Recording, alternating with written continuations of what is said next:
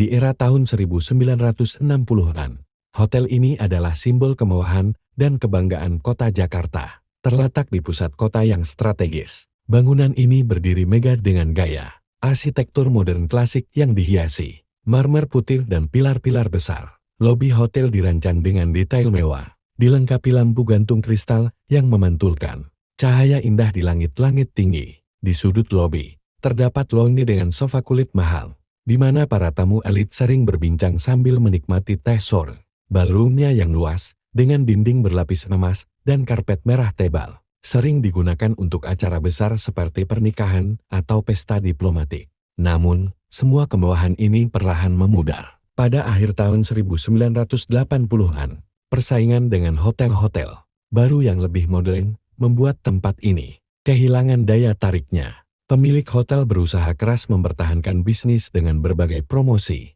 tetapi tragedi kebakaran di salah satu sayap hotel pada tahun 1992 menjadi awal kehancurannya. 5 orang staf kehilangan nyawa dalam insiden tersebut, dan cerita-cerita mistis mulai bermunculan. Kini, bangunan itu berubah drastis. Pilar-pilar besar yang dulu putih kini dipenuhi lumut dan retak. Lampu gantung kristal yang pernah menjadi pusat perhatian di lobi, sekarang tergantung miring, berkarat, dan hampir jatuh.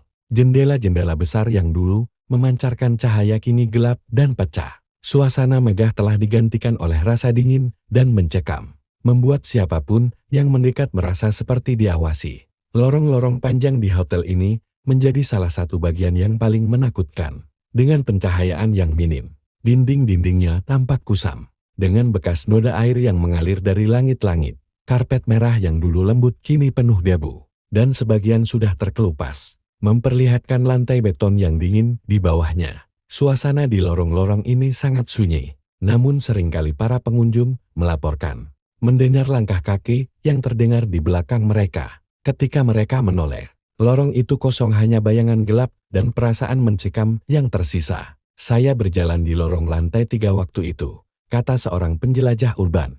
Awalnya biasa saja, tapi tiba-tiba saya mendengar suara langkah kaki yang mengikuti. Saat saya berhenti, suara itu juga berhenti. Tapi saat saya berjalan lagi, suara itu muncul kembali, semakin cepat. Rasanya seperti ada yang mengejar. Selain suara langkah kaki, ada juga cerita tentang ketukan pintu dari kamar-kamar kosong. Beberapa pengunjung bahkan mengaku mendengar suara bayi menangis dari dalam kamar. Namun ketika pintu dibuka, ruangan itu gelap dan kosong.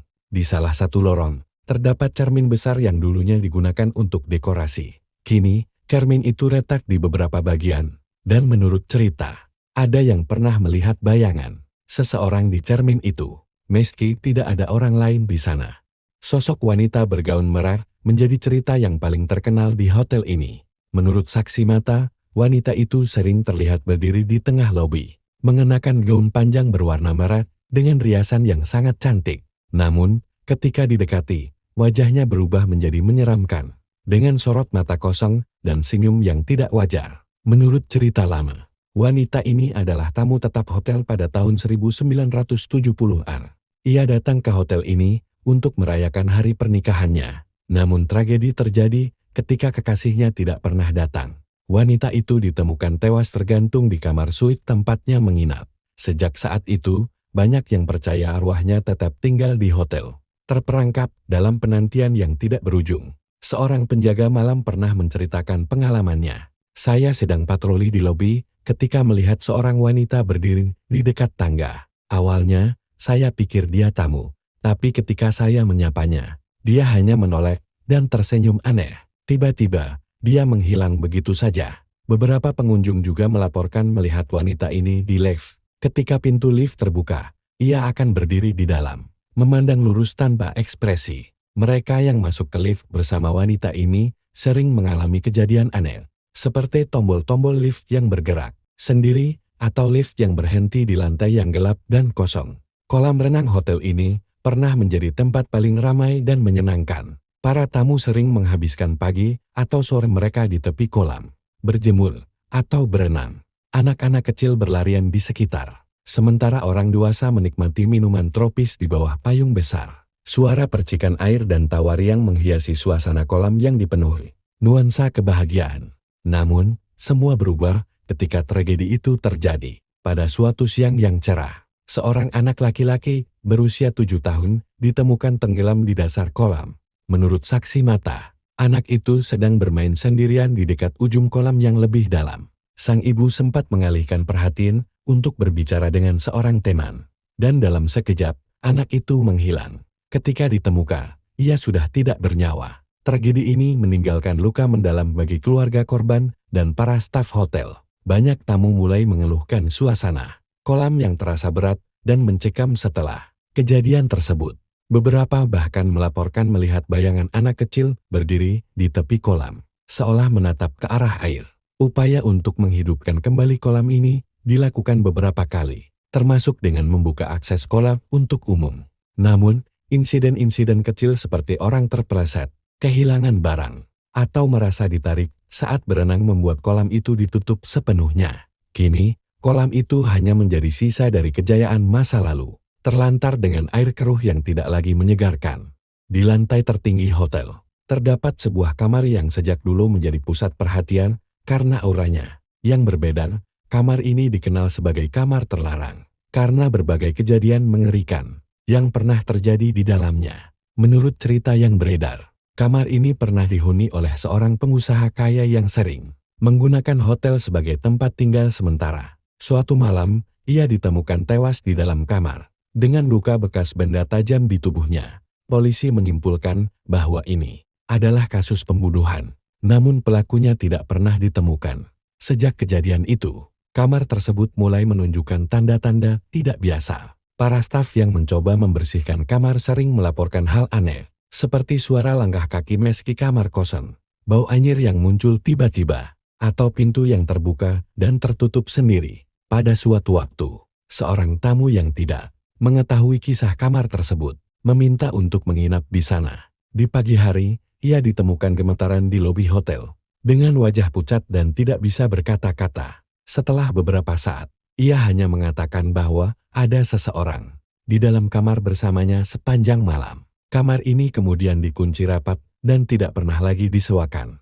Meski begitu, banyak penjelajah urban yang mencoba masuk, melaporkan pengalaman serupa hawa dingin yang menusuk, suara tangisan dari dalam lemari, dan sensasi seperti sedang diawasi dari cermin besar yang ada di kamar tersebut. Hotel ini, meski telah lama ditinggalkan, masih menjadi perbincangan. Kisah-kisah horor dan pengalaman mistis membuat banyak orang penasaran sekaligus takut untuk mendekati tempat ini. Beberapa paranormal yang mencoba mengungkap misteri di balik hotel ini mengaku bahwa energi yang ada di tempat tersebut sangat kuat dan tidak bersahabat. Hotel ini seperti penjara bagi mereka yang tidak bisa pergi, ujar seorang paranormal setelah mengunjungi tempat itu. Energi di sini sangat berat, seperti dipenuhi oleh jiwa-jiwa yang terjebak.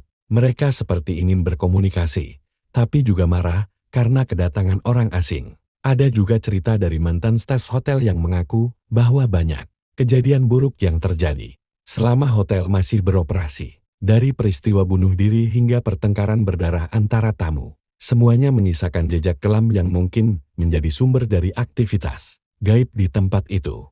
Beberapa kali, pemerintah setempat mencoba untuk menghancurkan hotel ini. Namun proyek itu selalu gagal, mulai dari masalah dana, kecelakaan kerja, hingga alat berat yang tiba-tiba rusak.